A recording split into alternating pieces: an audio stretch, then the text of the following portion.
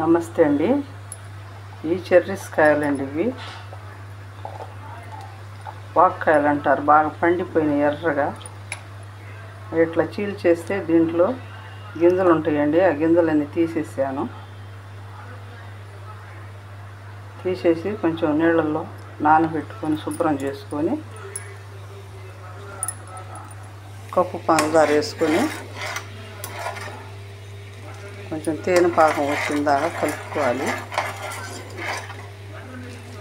పిల్లలు చాలా ఇష్టంగా తింటారండి. దీన్ని మధ్య కొద్దిగా బాగా రుచిగా ఉంటుంది. చల్లబడినాక ఫ్రిడ్జ్లో కూడా పెట్టుకోవచ్చు. ఇది కలర్ అండి, ఫుడ్ కలర్. ఇది వేస్తే ఇంకా కలర్గా ఉంటుంది.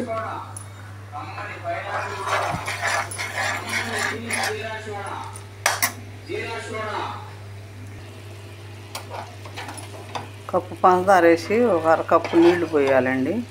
ఇట్లా తీగ పాకం వచ్చిన దాకా చూసుకోవాలి.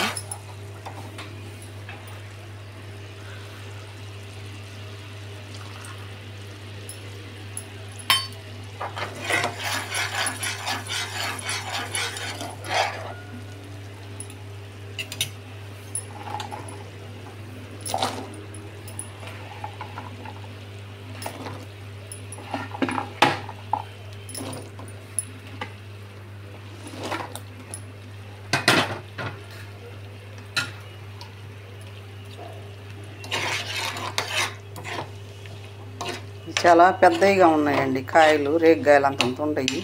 అందుకని చీల్చేసాను, రెండుగా చేశాను. చిన్న కాయలు అయితే ఘాట్లు పెట్టుకోవచ్చు.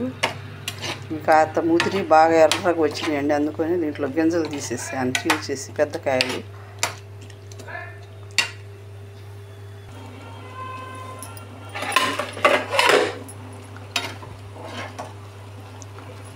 కాయలు వేయంగానండి పాకం కొంచెం పలసబడిపోద్ది.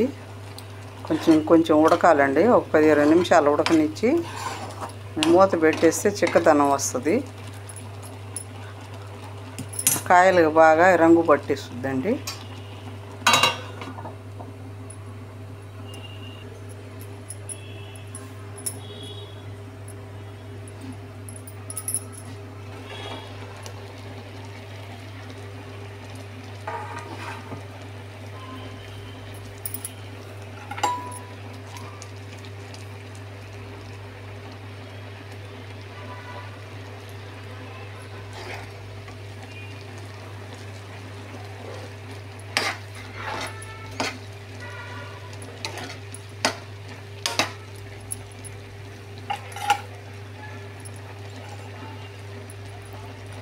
అయిపోయిందండి. స్టవ్ కట్టేస్తున్నాను. థ్యాంక్ యూ అండి చూసినందుకు. మూత పెట్టేసి ఒక 2 నిమిషాలు అట్లాగే ఉంచాలండి. తర్వాత చల్లారినాక సీసాలో వేసుకోవాలండి, గాజు సీసాలో.